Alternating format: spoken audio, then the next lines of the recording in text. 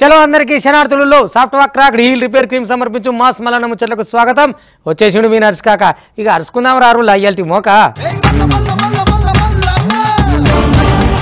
వరవా కొత్త ముఖ్యమంత్రి రేవంత్ కాక జెట్ స్పీడ్ విమానం కంటే కూడా ఇంకా సమానంగానే ఉరుకుతున్నాడు అనుకో రాదురి. వ్యవస్థల మీద పట్టు కోసం ఏం అవస్థలు లేకుండా ఎవరెవరు ఏడున్నారు, మెట్రో పిల్లర్ల సంగతి ఏంది, అది ఏడుకున్నది యా నుంచి ఏడుకున్నది, అసలు ఈ లెక్కలేంది, అడ్మినిస్ట్రేషన్ ఏం నడుస్తుంది, ఎట్లా నడుస్తుంది పురాగా నాకు తెలియాలే భయ్ అనే దాని మీదకి వెళ్ళి దూకుడు పెంచింది అనుకో రాదురి. ఇక మొన్న ఎక్కిన కాంచెలు ఒకటే మహేష్ బాబు పాట అనుకో రాదురి, నీ దూకుడు సాటెవ్వడు అని. ఏదేమన్నా తెలంగాణ జనాల ప్రజల నమ్మకం నిలబెట్టాలని జోరు మీద నడుస్తున్నాడు రేవంత్ కాక. మరి ఎట్టెట్టుంటుందో కథ కానీ మొత్తం మీద అయితే కాక మీద ఉన్నాడు. ఒక్కపారి అరుచుకుందాం రారి. వ్యవస్థల గురించి అయితే బాగా పరిశీలన పెట్టిండు కదా. పురాగా ఏ ముచ్చట మీదకి వెళ్ళి ఎట్లా వస్తున్నాడు, ఏం దూసుకొస్తున్నాడు అనేది ఇగో ఇప్పుడు ఆ పొల చెప్పుకొస్తాడు. ఓ పొల చెప్పుకరా.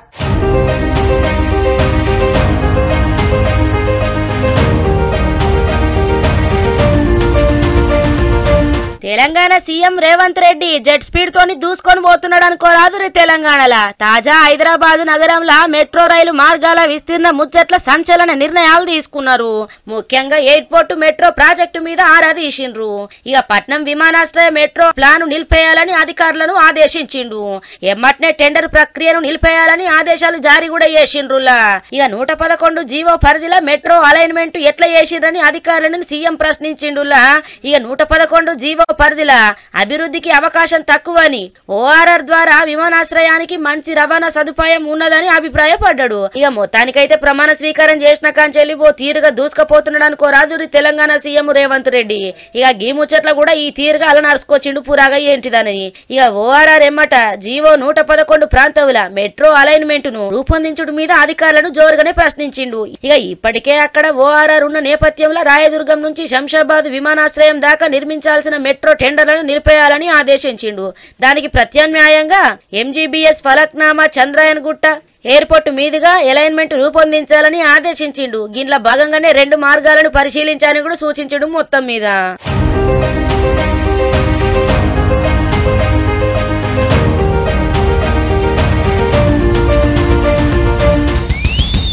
అయినా ఈ అంగన్వాడీలకు ఇప్పుడు ఎందుకు నిరసన చేస్తున్నారో ఏమున్నదో. అంతా అయిపోయే ముంగలు ఏమున్నదమ్మా, ఇంకా 6 నెలలు అయితే ఆయన అవతలకి ఇంటికి పంపుతామని మీరు కూడా ఫిక్స్ అవుతుంది. మళ్ళీ ఫిక్స్ అయినాక ఎందుకు ఇక ఆయన మీద లొల్లి. ఈ 6 నెలలు ఇట్టట రంగులద్ది ఊపి ఊకొని నిమ్మలంగా ఇంటికి పోయేదైనా.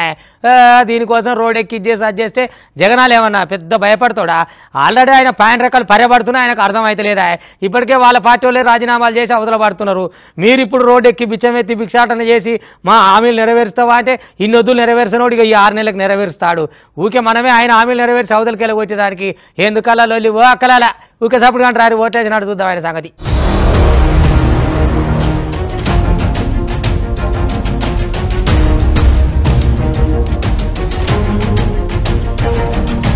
అగో ఏపీలో అంగన్వాడీల ఉద్యమము పతాక స్థాయికి చేరుకున్నదిలా. మేము మా న్యాయమైన కోరికల కోసమే ఈ ఉద్యమ బాట పట్టినామని చెప్పి ఇక మొత్తానికైతే నిరసన తెలుపుతున్నారు అంగన్వాడీలు యాడికాడ. ఇక తమ న్యాయమైన కోరికల కోసం ఉద్యమ బాట పట్టిన అంగన్వాడీల మీద ఇక గల ఉద్యమం మీద గాలిపంగపాటి సర్కారు ఉక్కుపాదం మోపిందుల్లా. శ్రీ సత్యసాయి జిల్లా పెనుకొండల అంగన్వాడీ కార్యకర్తలు, ఆయాలు, టీచర్లను పోలీసులు స్టేషన్లో నిర్బంధించిండ్రు. ఇక గలకు న్యాయమైన డిమాండ్లు పరిష్కరించాలని శాంతియుత నిరసనలు తెలుపుతుంటే ఉద్యమాన్ని నీరుగార్చేందుకు అధికార పార్టీ ప్రయత్నిస్తున్నదని చెప్పి అంగన్వాడీ సిబ్బంది మస్తుగా మండిపడుతున్నారు. మా న్యాయమైన డిమాండ్ కోసం మేము పోరాడుతున్నాం, ఎవరికి వ్యతిరేకంగా లేదు. దయచేసి మా కోరికలు తీరిస్తే మేము ఈ సమ్మెను విరమిస్తాము, లేదంటే మా కోరికలు నెరవేరకపోతే ఈ సమ్మెను ఇట్లే కొనసాగిస్తున్నాము. ఇంతకుముందు తెలుగుదేశం పార్టీ ఉన్నప్పుడు 10,500 జీతం పెంచారు. ఇప్పుడు వైఎస్ఆర్ కాంగ్రెస్ పార్టీ వచ్చిన తర్వాత 1000 రూపాయలు మాత్రమే పెంచినారు. కాకపోతే జగన్ సార్ గారు ఏమంటున్నారంటే అంతా నేనే పెంచినాను అని చెప్తున్నారు. ఇదైతే మాకు అనుకూలంగా లేదు. సార్ వాళ్ళు సరిగా మాట్లాడట్లేదు. ఇక ఇదంతా ఇట్లుంటే ఇంకో కాడ ఇక భిక్షాటన చేస్తున్నారు అనుకో రాదుర్రి. ముందొక మాట వెనుకొక మాటనా మీ సర్కారు ముద నష్టమైపోను గిట్నే ఉంటదా, గింతదా పోసుకుంటారా మమ్మల్ని?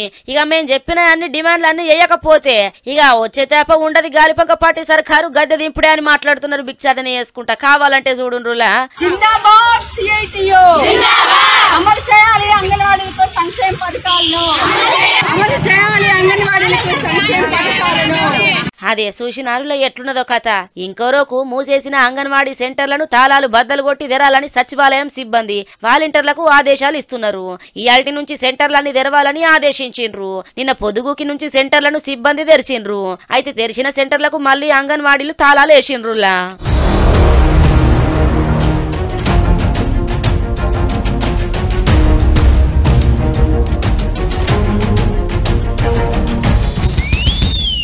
ఈ పిల్లగాడు మాకు అందరికి ఓకేనే, మేమేం అడ్డం లేదు, ఏం లేదు, గడ్డం ప్రసాదం కూర్చోబెడతాం, ఇక ఏ అడ్డు లేదు, గడ్డ మీద కూర్చోబెడతామని స్పీకర్ కుర్చీ మీద కూర్చోబెట్టారు కదా అన్ని పార్టీల వాళ్ళు కలిసి. ఇక కమలం పార్టీ వాళ్ళకే కాసింత కషబేసి ఉన్నట్టుంది లోపల, కానీ ఆలు పెద్ద లెక్క నా మాముచ్చటే లెక్క కదా అని అన్ని పార్టీ వాళ్ళు ఇక కూర్చోబెట్టి బొట్టు పెట్టి భాషంగా కట్టిరు స్పీకర్గా. ఇక మరి రేపటి నుంచి బల్ల మీద కొడుతుంటాడా, మరి ఏమంటాడో ఏం సాగదో చూడాలి. కానీ స్పీకర్ అంటే స్పీకర్ బాధ్యతలు మంచిగా చేయి సారు, నా వాళ్ళు నీ వాళ్ళు కాదు, సరిపోని అరుచుకునే ముచ్చటం ఉంటుంది. ఇక నీకు మాసు మల్లన వార్తల తరపు వెళ్ళి కూడా ఆల్ ది బెస్ట్ చెప్తున్నాం. అయినా నువ్వు తెలంగాణకు 3వ స్పీకర్వి, ఇక చూసుకో మళ్ళీ ఎట్లుండాలి. మనకు రాక వచ్చింది అవకాశం, మన తాకత్ ఏందో అవకాశం ఏందో ఆడ చూపెట్టాలి. ఎవ్వరికి మేరుమానం లేదు, ఏమి ఎరకేనా సుమా. ఇక కానీ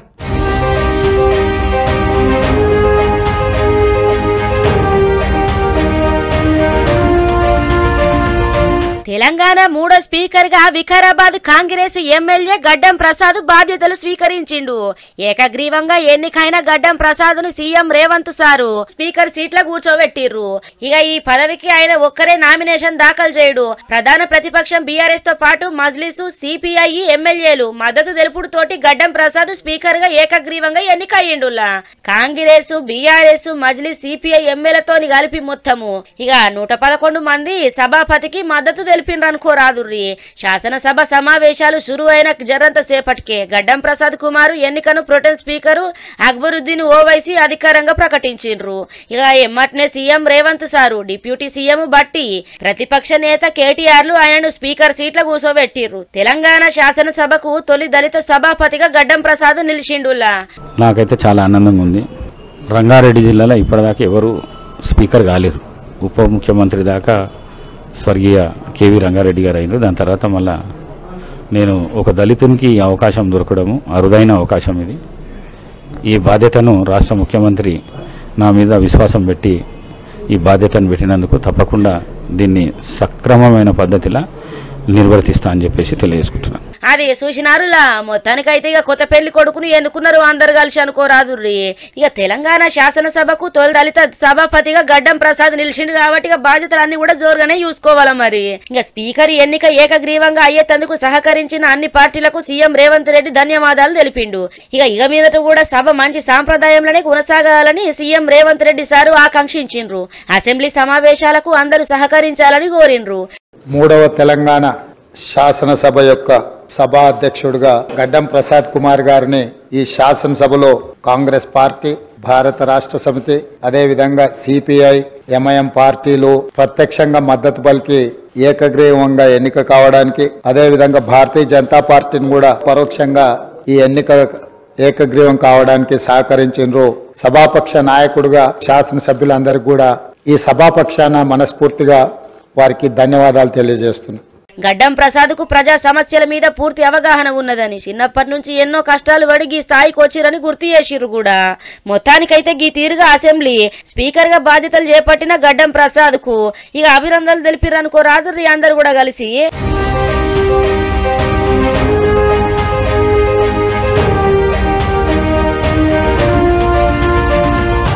అయ్యో ఇక మరి ఏం చేస్తారు, జనం రమ్మంటే బలివికి ఎవడు వస్తారు? ఎన్ని రోజులైనా వాలంటీర్లు నూక్కపోయి బలవంతంగా బస్సులో కూర్చోబెడతలేరు, జనం వచ్చేటట్లేరు అని ఇక జగనాలు పాపం ఇప్పుడు యూనివర్సిటీల మీద పడ్డాడు. కాలేజీ వాళ్ళను, స్కూల్ పోరగాళ్ళను ఇదివరకే స్కూల్ బస్సులను తీసుకుపోయేది కదా, మళ్ళీ ఈ మాత్రం మోతవారు వస్తున్నారని షాపులన్నీ బంద్ పెట్టాలి. కాకపోతే వైన్ షాపులు మాత్రం తీసి పెట్టాలి, ఎందుకంటే మళ్ళీ వీళ్ళ నాయకులకు వాళ్ళు వచ్చినందుకు సరికిప్పియాలి కదా. అగో ఆ సంగతి మీదకి వెళ్ళి వైన్ షాపులు తప్ప అన్ని బందే ఉంటాయి. ఇక మిగతా అయితే పొద్దుగాల మొదలు పెడితే సాయంత్రం ఎప్పుడు ఆయన మీటింగు ఇక పొద్దుటి సందే అన్నిటి బంద్ పెట్టిస్తాడు అన్నట్టు. ఎందుకంటే జగనాల్ గారు ఎట్లుంటుంది మొత్తం ఈ జగమంతా వెళ్ళేటోడే పాపం. అంతలా మీటింగ్కు ఎట్లుంటుంది సామాజిక యాత్ర అంటే మామూలు యాత్ర ఈ యాత్ర పాడైపోను. మా కడుపు కొట్టబట్టే ఏం యాత్ర అని యాత్ర ఏదో యాళ్ళకు పెట్టుకునే దానికి మాకు పొద్దంతా షాపులు బంద్ పెడితే మేము ఎట చావాలని జగనాల మీద జనమంతా దుమ్మెత్తి పోసినా కూడా ఆయన ఏమంతా జడిసేది లేదు, పట్టించుకునేది లేదు. ఎంతసేపు మీటింగ్కి రావాలి, కుర్చీలకైనా ముచ్చట చెప్పిపోతాడు. అంతటి గనుడు జగనాలు. ఈ దేశంలో కుర్చీలకు ముచ్చట చెప్పే ముఖ్యమంత్రులలో నెంబర్ 1 A1 ముఖ్యమంత్రి మన జగనాల్ గారే. చెప్పు కుర్చీలకు ముచ్చట.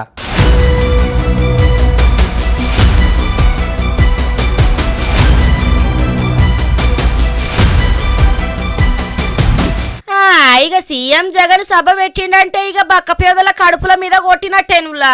ఇక ఆయన ఏ రోజు సభ పెట్టినా కూడా దుకాణాలన్నీ బంద్ పెట్టాలి నాయే. ఇక ఆయన సభ అయిపోయేదాకా ఏ దుకాణం కూడా తెరవద్దు. మరి రెక్కాడితే దొక్కాడని కుటుంబాలాయే. ఇక దుకాణాలు తెరిస్తేనే ఆయాల దుకాణం నడితేనే గాని కడుపు నిండని కుటుంబాలాయే. మరి సీఎం జగనాలు సభ అంటేనేమో మొత్తం ఖాళీగా ఉండాలా. ఇక బలవంతంగా జనాలను తీసుకొని రావాలా. ఎక్కడ సభ పెట్టినా ఇదే నడుస్తుంది కదా. ఇక శ్రీకాకుళం పలాసల సీఎం పర్యటన నేపథ్యంలో దుకాణాలు మూయించిండ్రు అధికారులు ఏడికాడ. ఇక రోడ్డుకు 2 దిక్కుల బారికేడ్లు కూడా ఏర్పాటు చేసిండ్రు. ఇక పోలీసుల ఆంక్షలతోటి వాహనదారులకు మస్తు ఇబ్బందులు అవుతున్నాయులా.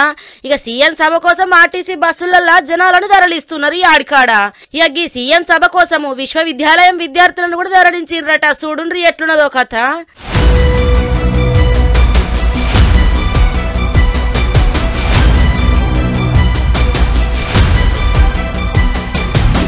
అది చూసినారులా ఎట్లున్నదో. సీఎం జగనాలు సభ అంటేనే గిసొంటి ఉంటాయి అన్నట్టు.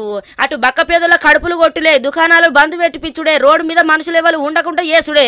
ఇక పోలీసుల ఆంక్షలతోటి వాహనదారులకు ఇబ్బందులు పెట్టుడే, జనం బలవంతంగా రానన్న పట్టుకొని ఇక బస్సులలో ఎక్కించి తీసుకపోవుడే.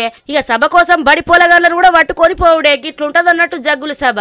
ఇక జనాలు ఏం చేయలేక బలిమిటికి సభ కాడికి వచ్చి మధ్యలో లేచిపోయినా కూడా మీరు పోతే ఓడి నేను కుర్చీలకి ఎప్పుకుంటా అని ముచ్చటంతా అల్లుకొస్తాడు గీ తీరుగా.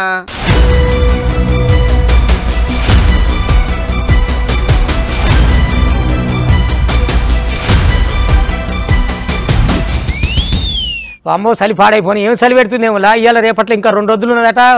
బుడపరగాలం బయటకు వెళ్ళని ఎక్కువ 4-5 చెద్దర్లు కప్పించనే పంట పెట్టుర్రి. ఇక కట్టెలో బొట్టెలో ఉంటే తెల్లారి గట్ల చలి మంటలు వేసుకుంటారు కదా, అట్ట వేసుకున్నా చలిగా ఆగుతలేదట. ఇక మంట అంటే ఏమున్నది, పెట్టుకున్నది సేపే మంట. మళ్ళీ వెనకకి తిరిగితే చలినా. ఇంకా 2 రోజులు అయితే గట్టిగా ఉన్నదట.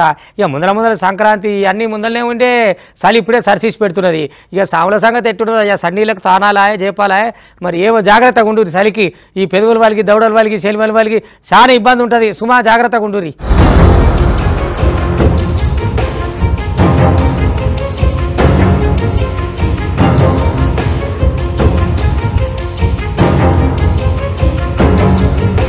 వాయమ్మనే చలి పాడైపోను బాగా చలి పెడుతున్నదట. ఇక ఊర్లలో అయితే చెప్పనవసరం లేదు. చలిమంటలు వేసుకొని కాగుతున్నా కూడా అస్సలు ఆకుండా గజ గజ గజ వణికి పోతున్నారు ఊర్లలో జనాలు. తెలంగాణలో చలి తీవ్రత క్రమంగా పెరిగిపోతున్నదులా.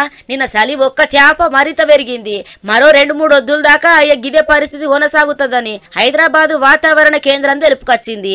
అటెనక చెక్కి సాధారణ స్థితికి చేరుకొని నెలాఖరు మళ్లీ పెరుగుతుందని, చలికి తోడు చలిగాలులు కూడా వీస్తాయని, రాత్రిపూట ఉష్ణోగ్రతలు సాధారణం కంటే 1 డిగ్రీ తక్కువగా నమోదైతాయని తెలుపుకొచ్చింది. ఇక హైదరాబాద్ శివారు ప్రాంతాలల్లా 12 నుంచి 13 డిగ్రీల నడుమ ఉష్ణోగ్రతలు నమోదవుతున్నాయని చెప్పుకొచ్చిందుల్లా. చిన్న పొలగానుంటే భద్రంజల ముసడి ముడుగోళ్ళు కూడా బయటకు రాకుండా చెద్దలు కప్పుకొని లోపట్నే ఉండుర్రి.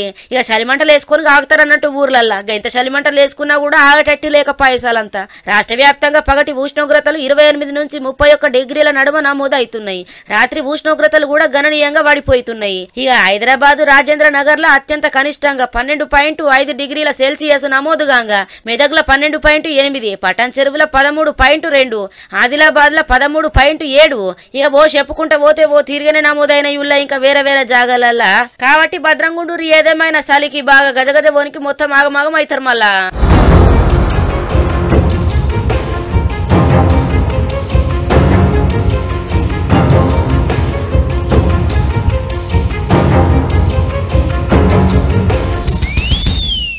చూసుకొని ఏపీలోనే ఎన్నడూ లేని విధంగా చరిత్రాత్మకంగా జరుగుతున్నది నారా లోకేష్ పాదయాత్ర. ఇప్పటికే 222 రోజులకు వచ్చిందంటే మామూలు ముచ్చట. చలికాలం రాని, వానకాలం రాని, ఎండాకాలం కానీ ఏమన్నా కానీ జగనాలు పీడ ఏపీ మీదికి ఏమి లేకుండా వెళ్ళిపోవాలని ఒకటే నడుస్తున్నాడు అనుకో రాదిరి.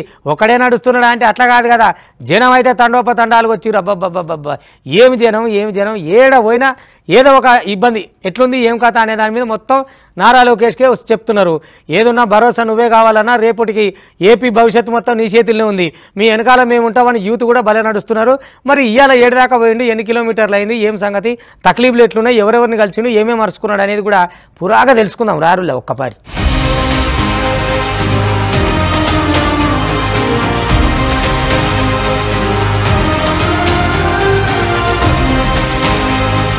టీడీపీ యువనేత నారా లోకేష్ అన్న చేపట్టిన యువగలం పాదయాత్ర అశేష జనవాహి నడుమ జోరుగా కొనసాగుతున్నది.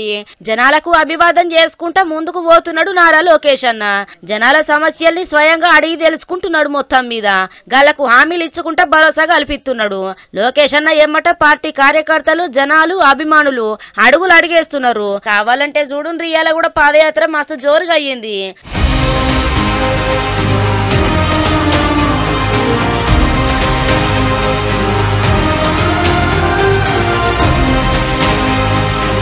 అది చూసినారులో ఎట్లున్నదో. మొత్తానికైతే 222 రోజు పాదయాత్ర అయ్యింది ఇయ్యాల. ఇక ఏడవైనా కూడా జనాలు అయితే మస్తుగా వస్తున్నారు. మహిళలు మంగళారతులు వాడుతున్నారు, అలా బాధ సాధలు చెప్పుకుంటున్నారు. లోకేష్ అన్న కూడా అందరికీ హామీలు ఇచ్చుకుంటా, నేనున్నా అనే భరోసా కల్పించుకుంటా ముందరికి పోతున్నాడు. ఇక టీడీపీ కార్యకర్తలు, లోకేష్ అన్న అభిమానులు, జనాలు అందరూ కూడా పసుపు జెండాలతోని ఇక జై టీడీపీ, జై లోకేష్ అన్న అని చెప్పి మొత్తం మారుమోగిస్తున్నారు అనుకోరాదు. ఇక కాన్వాయే కదులుతున్నది లోకేష్ అన్న ఏమట మొత్తం మీద.